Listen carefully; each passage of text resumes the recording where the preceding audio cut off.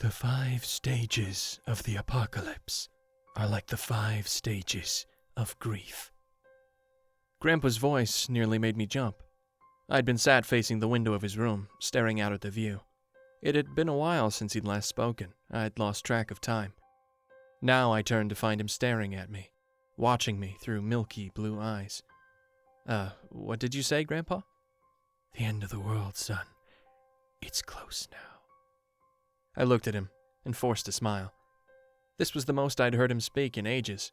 The poor guy's had dementia for the past year. Barely remembers who I am anymore. Most of our visits consist of him sitting in silence while I waffle on about friends and family. Share news with him he probably can't even understand. So despite the fact that this sudden talk of the apocalypse was a little weird, I was keen to keep him talking. It's good to engage with them as much as possible. That's what Brian, one of the nurses who works here, always says. It keeps their minds active. What do you mean the end of the world, Grandpa? I asked now. It looks okay to me. I gestured towards the window of his second-floor room, which offered a view of the garden outside the nursing home. It was early evening, and the freshly mown lawn was bathed in a soft golden light. The pond sparkled.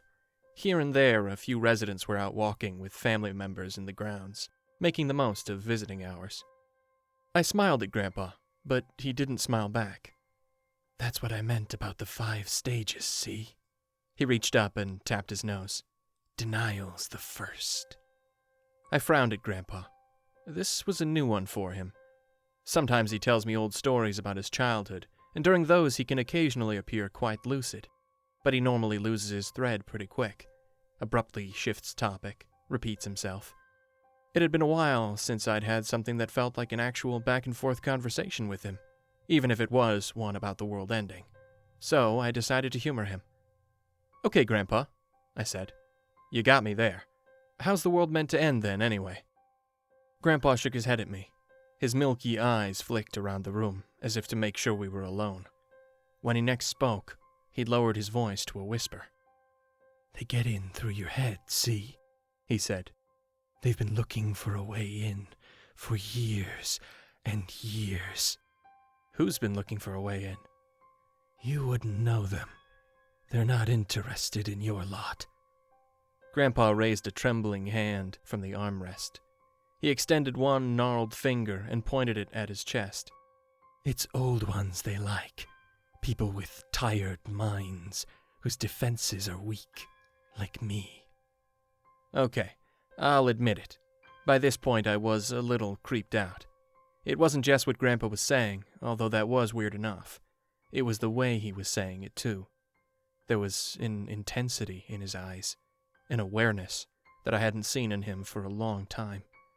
But any uneasiness I did feel, I pushed to one side. The important thing was that Grandpa was talking. He was animated. That was the bit to focus on. Okay, Grandpa, I said. So we've had denial.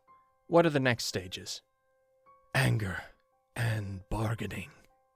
He lifted his hand again, and once more extended his finger to point, this time towards the window. If you look out there now, you'll see it. Things are moving quickly now.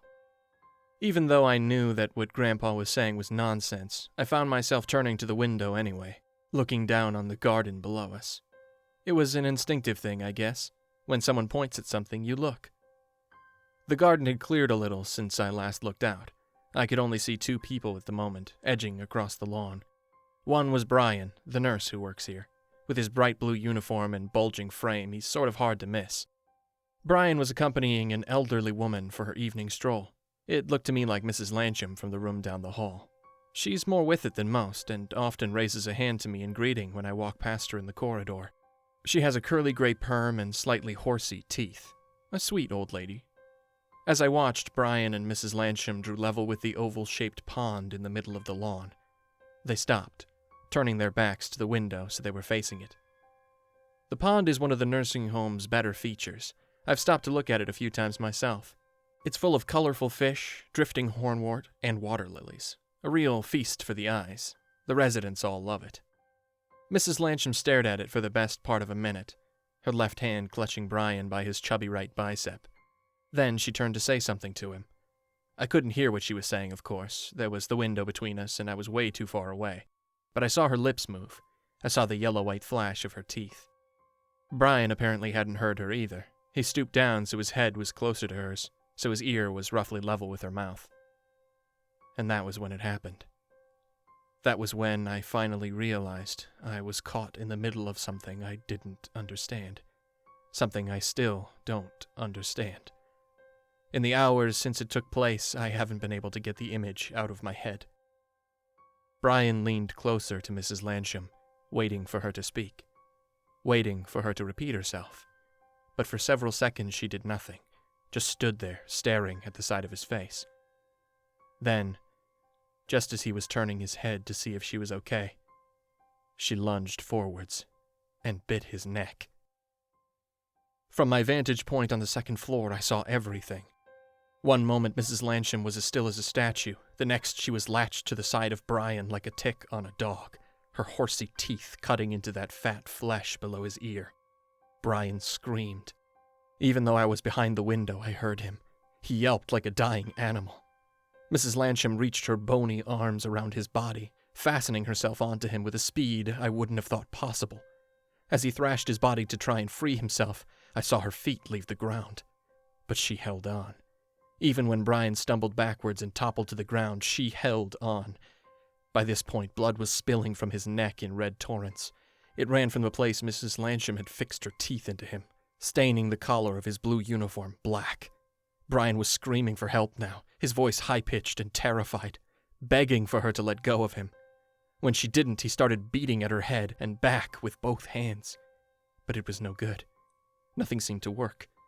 Mrs. Lansham remained firmly attached to his body, her mouth locked in place. After a while, Brian's struggles grew weaker, and then they stopped altogether. Finally, one of his fat arms flopped backwards and landed in the pond with a faint splash. It lay there like a dead fish.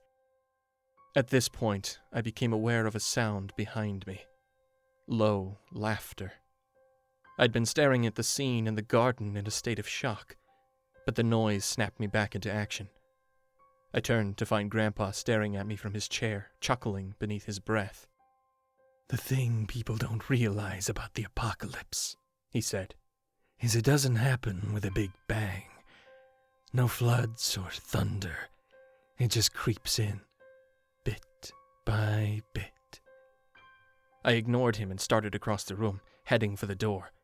My plan was to run out into the corridor and start yelling for help, find a nurse and get them to call an ambulance. But as I reached the door and went to grab the handle, I paused. I could hear noises in the building, sounds drifting down the halls, bad sounds. They were muffled through the wood, but all the same, I was pretty sure I could hear a woman screaming on the floor below.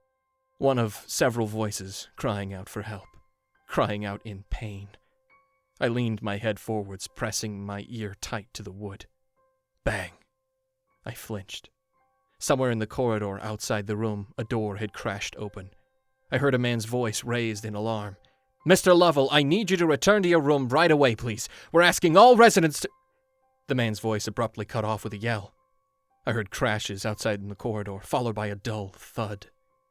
The yelling started up again and continued for several seconds before tapering off to a whimper. I held my ear against the wood, frozen. Eventually, the whimpering stopped too. It was replaced by a soft, sucking noise that made me feel ill. I stepped away from the door. It didn't have a lock, so I picked up a wooden chair from a table in the corner, wedged that beneath the handle instead. Then I ran back to the window and closed the curtains. After that was done, I sat back in the chair I'd been in earlier, stared into space. I don't think the fear of what was happening around me had fully kicked in then. Mainly, I just felt numb, in shock. I clasped my hands in my lap, twisting them together. "You're in it now, son." My grandpa's voice. I looked up and saw him watching me. His eyes were fixed on my face. "In what?" I asked after a moment. "The fourth stage," he said. "It won't be much longer now." All that happened about 3 hours ago. I'm still sat in the same chair, still trapped in my grandpa's room. A couple of times I've gone over to the door to listen, but I've never gone further. I can still hear things outside, see? Muffled cries for help, screaming, the occasional sound of feet in the corridor shuffling slowly up and down as if the owners are looking for something. I've peeked out of the window a couple times, too. Only a couple. The first time there wasn't much to see, just Brian's body lying next to the pond, his arm still trailing in the water. No sign of Mrs. Lansham. She was there the second time I peeked out, though. That was about an hour ago. I'd heard a faint noise coming from the garden, so I peered through a crack in the curtains to see what it was. It was a mistake. I wish I hadn't looked. What I saw down by the pond filled me with a sick terror that stayed with me ever since.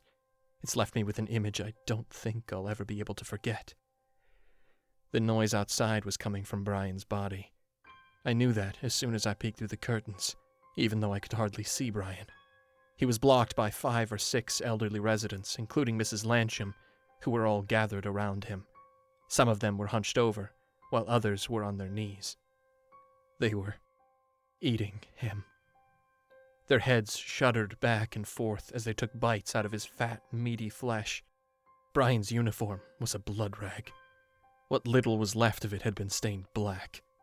His arms and legs shook as the patients he'd once cared for gathered around to gnaw on him. They were like birds tearing apart roadkill. And as I stared down at this scene, my mind numb with horror, Mrs. Lansham suddenly glanced up. I don't know if she'd seen the curtains twitch or if she was simply catching her breath between mouthfuls. I guess it doesn't matter. What matters is that she saw me. I know she saw me. I backed away from the window as quickly as I could, but I wasn't quick enough. Before I stepped back from the glass, her eyes found mine. So now I'm sitting here in the darkness. I turned the main light in the room off after what I saw happening to Brian. Just kept the lamp on. It's starting to get dark out, and I don't want to draw any more attention to myself than I have to. I don't know what to do. I can hear noises down in the garden and in the corridor outside the room. I can't think straight. Whenever I shut my eyes to try and focus, all I can see is the same image of Mrs. Lansham. Mrs. Lansham staring up at me, her mouth caked in blood, and a strip of skin dangling from her horsey teeth. Her eyes boring into mine, watching me the way a cat watches a baby bird in its nest. And that isn't the worst thing either. The worst thing is Grandpa. He was quiet for a long time after everything started happening. So quiet I almost forgot all about him. Whenever I've glanced in his direction over the past couple of hours, his eyes have been closed.